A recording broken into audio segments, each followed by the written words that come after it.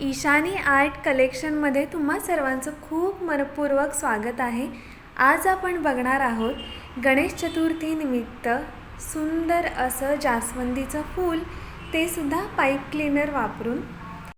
सर्वात आधी 5 pipe cleaner घ्यायचे आहेत आणि त्यांना मधून अशा पद्धतीने फोल्ड करायचे आहे।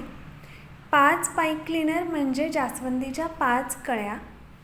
त्याचबरोबर 3 पाईप क्लीनर घ्यायचे आहेत, त्यांना मधून असे कट करून घ्यायचे आहेत, म्हणजे आपणाला पाईप क्लीनरचे 6 तुकडे मिळतात। आता या 6 तुकड्यांना बरोबर मध्यभागातून पुन्हा एकदा फोल्ड करायचे आहे।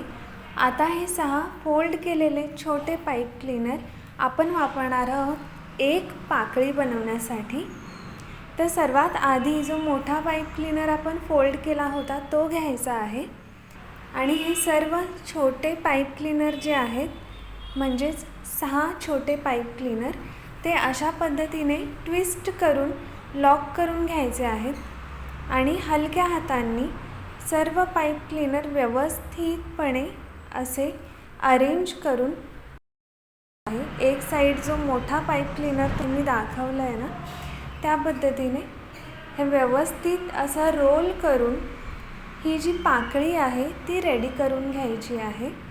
पाईप क्लीनर अरेंज करताना अशा पद्धतीने करा जेणेकरून त्यामध्ये गॅप दिसणार नाही, जेणेकरून पाकळी व्यवस्थित छान अशी भरीव दिसेल। मला इथे शेडिंग केलेली फुलं आवडतात, त्यामुळे मी इथं कलर वापरलेला आहे। तुम्ही आय शॅडो पॅलेटमधून कोणताही कलर तुम्ही वापरू शकता किंवा हलके कलर असतील तुमच्याकडे ते सुद्धा असं हलक्या हातांनी मध्यभागातून वरच्या भागाला, जेणेकरून शेडिंग कसं असतं मध्यभागी डार्क असतं आणि पाकळी जशी फुलते त्या दिशेने ते हळूवारपणे हलका रंग त्याचा छटा अशी उमटलेली असते, त्या पद्धतीने कलर करून घ्यायचे आहे। आता हे फूल खरं दिसण्यासाठी जो सर्वात महत्त्वाचा पार्ट आहे तो म्हणजे जास्वंदीच्या मधलं देठ आणि ते परागकण। 4 ते 5 इंचाचं पाईप क्लीनर घेणार आहे मी इथे आणि मध्यभागी पोलन ठेवणार आहे। तुम्हाला आवडतील ते रंग तुम्ही घेऊ शकता। त्याला बरोबर येलो कलरचं जे पाईप क्लीनर आहे ते अशा पद्धतीने रोल करून ते पोलन जे आहे ते तिथे लॉक करणार आहे। त्यानंतर पाईप क्लीनर जे आहे, जे नाजूक देठ असतं फुलाच्या मध्यभागी, ते दिसण्यासाठी मी इथे हे बारीक असं कट करून घेते आहे। शक्य तेवढं तुम्ही नाही केलं तरीही चालेल, पण यामुळे या फुलाला अगदी खराखुरा लुक येतो। त्यानंतर खाली जे देठ आहे ते वापरण्यासाठी मी इथे ग्रीन स्टिकचा वापर करत आहे। त्याला मी इथे चिकटवलं आहे, व्यवस्थितपणे रोल केलेला आहे परत त्या देठाला सुद्धा। आता प्रत्येक पाकळी आपण अशा पद्धतीने तुम्ही ग्लू गनचा वापर करू शकता। इथे मी चिकटवून घेतलेली आहे।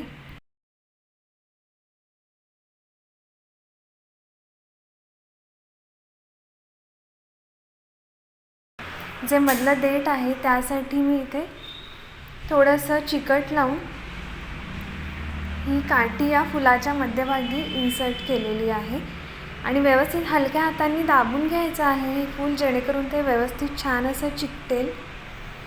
सर्व बाजूंनी पाकळ्या ज्या आहेत तुम्हाला हव्या तशा तुम्ही यांना फुललेलं ठेवू शकता किंवा कसं तुम्हाला आवडेल तसं, कारण की हे पाईप क्लीनरची जी तार आहे ती खूप नाजूक आहे आणि इझिली बेंड होते। हे फूल असंच इतकं सुंदर दिसतं, पण याच्या सौंदर्यामध्ये आणखीन एक भर घालण्यासाठी मी ही आर्टिफिशियल पानं त्यासाठी वापरते। अतिशय सुंदर दिसतात। खरंखुरं जास्वंदीचं जे फूल असतं त्याची पानं असतात, अगदी तसाच लुक या फुलामुळे येतो। जसं की मी तुम्हाला म्हणाले होते की मी या सर्वामध्ये प्रोफेशनल नाही आहे, पण आर्ट अँड क्राफ्टची आवड मला खूप आधीपासून आहे, अगदी लहानपणापासून, म्हणून काही ना काही प्रयोग माझे चालू असतात। त्यातूनच हे जास्वंदीचं फूल मी गेली 5-6 वर्ष बनवते आहे।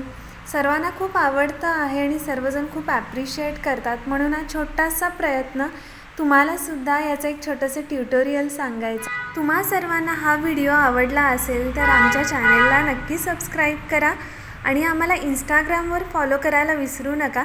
सर्व अपडेट, आमचे सर्व प्रॉडक्ट तुम्ही परचेस करण्यासाठी आम्हाला DM करू शकता, कमेंट करू शकता. तुम्हाला सर्व माहिती पोहोचवली जाईल. चला तर मग भेटूया अशाच एका छान व्हिडिओसोबत पुढील भागामध्ये. Bye bye.